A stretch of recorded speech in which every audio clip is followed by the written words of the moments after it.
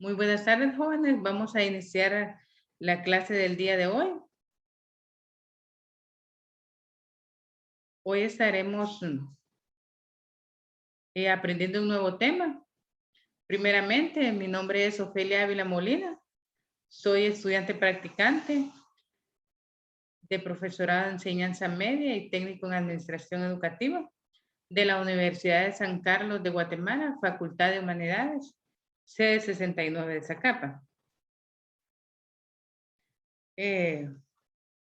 Vamos a iniciar el día de hoy con la clase. Es la clase número 2 del plan de clase que tengo yo planificado, que es el plan de clase número 6. Y el tema es exclusión política de la ciudadanía diferenciada.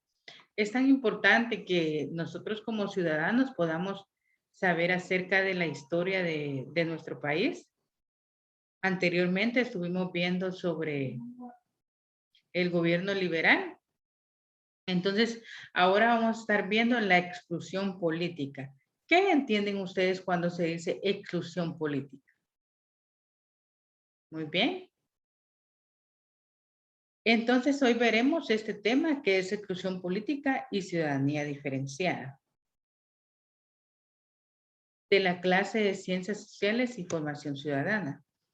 El indicador de logro que pretendemos alcanzar es que el estudiante analiza cambios en la estructura política, económica, generados por las reformas liberales en Guatemala.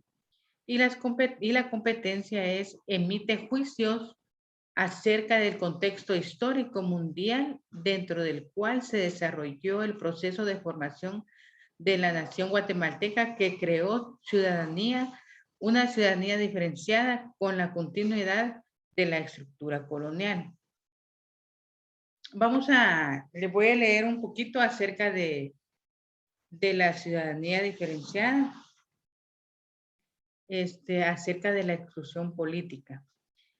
Cuando hablamos de ciudadanía se refiere a un ciudadano. Nosotros somos ciudadanos y nosotros tenemos derechos y obligaciones en nuestro estado, ¿verdad?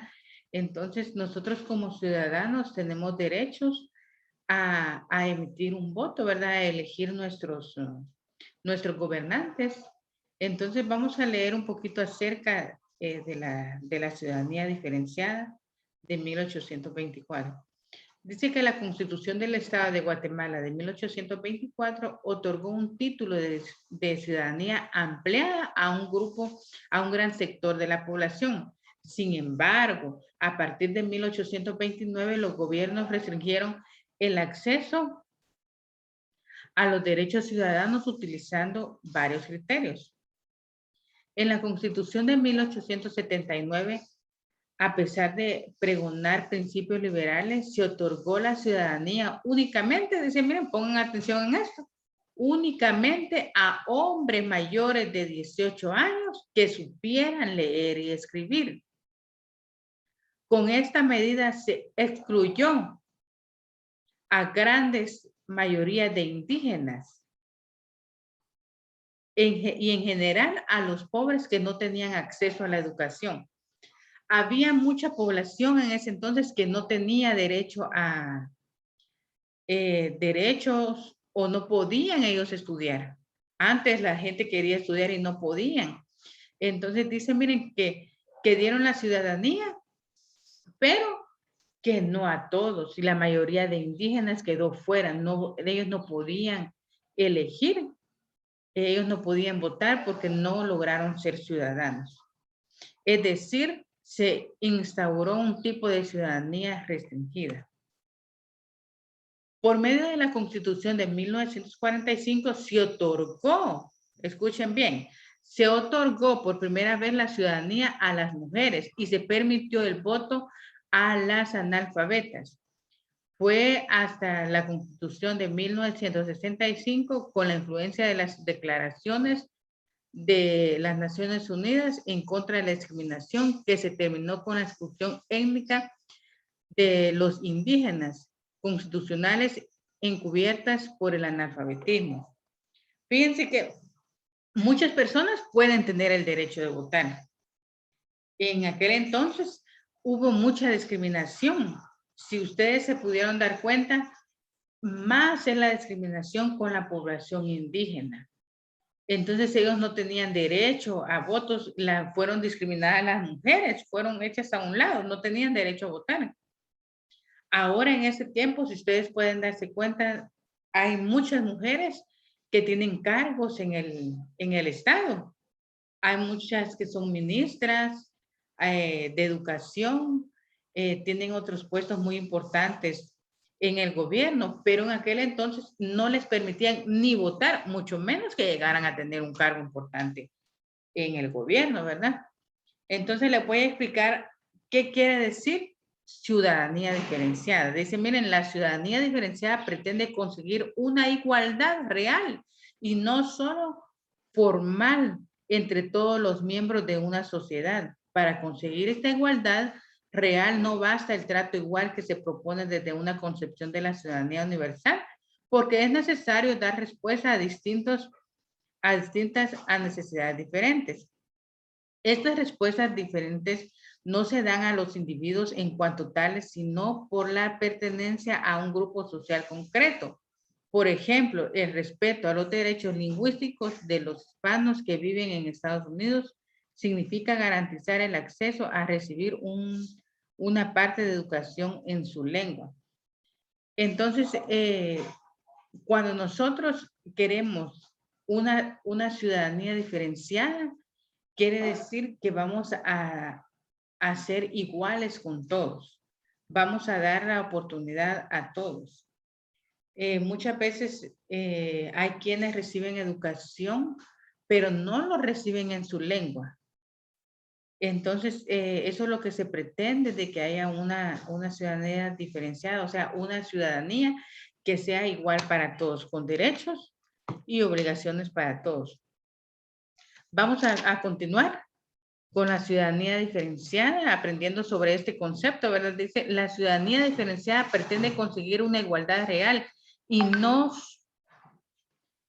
solo formal entre todos los miembros de una sociedad. Para conseguir esta igualdad real no basta el trato igual que se propone de una concepción de la ciudadanía universal. Para esto es necesario dar respuestas distintas a necesidades diferentes. La ciudadanía la podemos obtener y poder nosotros decidir cuando ustedes ya cumplan los 18 años, ustedes ya pueden elegir por quién quieren votar en nuestro país. Entonces, ya no existe tanto eso, ahora hay democracia. Democracia quiere decir que nosotros podemos elegir por medio del voto a las autoridades que nosotros queremos que estén frente a nuestro país. Vamos a leer otro poco sobre eso. Dicen, las dificultades son reales, sin embargo, creemos que la distinción tiene algún grado de plausibilidad.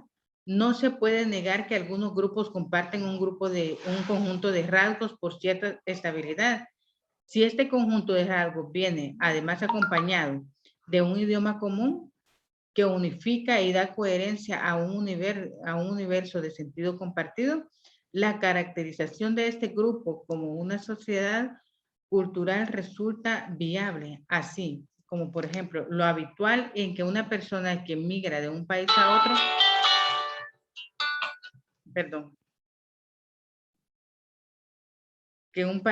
migre de un país a otro, se ha identificado formando parte de un grupo que comparte una lengua, una historia, una tradición y quizás una religión propia. Quiere decir esto de que si nosotros viajamos a otro país, también tenemos derecho, ¿verdad?, a compartir nuestra cultura. Depende de nosotros también cómo nosotros queramos expresarnos, ¿verdad? En nuestro país, nosotros elegimos cómo queremos vivir. Entonces, nosotros debemos de dejar esto de estar discriminando a las personas y poder reconocer nuestra ciudadanía y obtener nuestros derechos, ¿verdad? Vamos a realizar dos actividades para poder reforzar este tema. Y es que vamos a realizar un cuadro comparativo de cómo la ciudadanía se manejaba en el gobierno liberal y cómo se maneja en este tiempo. Vamos a hacer un cuadro comparativo. Posteriormente vamos a realizar un debate sobre este tema. ¿Cómo le voy a calificar estas actividades? Vamos a realizar una escala de rango y una lista de cotejo. Ahí van a poder ustedes ver, ¿verdad?, qué aspectos se le calificarán y para que puedan tomarlos en cuenta. Hasta aquí llega la clase del día de hoy. Espero que hayan puesto atención, ¿verdad? Y eh, que podamos poner en práctica lo que aprendemos y, y pongamos en práctica, ¿verdad? A no discriminar, aprendamos de la historia para saber por qué es que está así el tiempo ahora en nuestro país, ¿verdad? Que Dios les bendiga y muchas gracias por su atención.